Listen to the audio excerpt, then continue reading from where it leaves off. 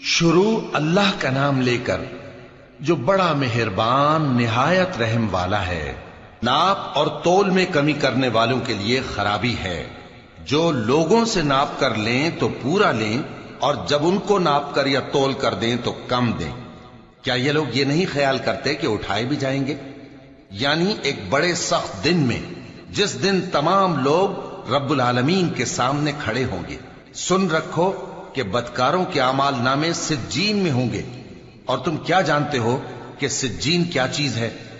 ایک دفتر ہے لکھا ہوا، اس دن جھٹلانے والوں کے لیے خرابی ہے، یعنی جو انصاف کے دن کو جھٹلاتی ہیں، اور اس کو جھٹلاتا وہی ہے جو حد سے نکل جانے والا گناہگار ہے۔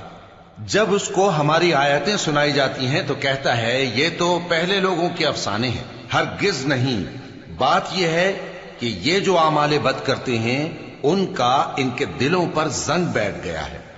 بے شک یہ لوگ اس روز اپنے پروردگار کے دیدار سے اوٹ میں ہوں گے، پھر یہ لوگ یقیناً دوزخ میں جا داخل ہوں گے۔ پھر ان سے کہا جائے گا کہ یہ وہی چیز ہے جس کو تم جھٹلاتے تھے۔ یہ بھی سن رکھو کہ نیکوکاروں کے اعمال نامے علیین میں ہوں گے۔ تم کو کیا معلوم کہ علیین کیا چیز ہے؟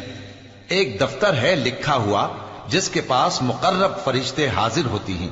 بے شک نیک لوگ نعمتوں میں ہوں گے، تختوں پر بیٹھے ہوئے نظارے کریں گے، تم ان کے چہروں ہی سے نعمت کی تازگی معلوم کر لو گے۔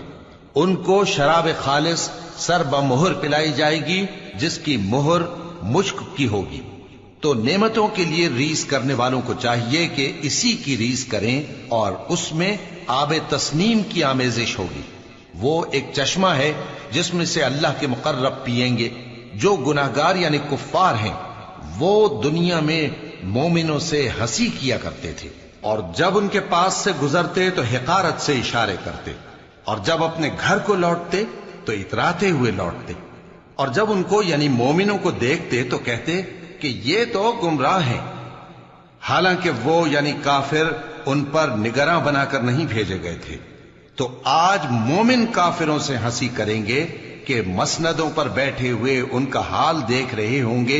آج کافروں کو ان کے کاموں کا پورا بدلہ مل گیا نا۔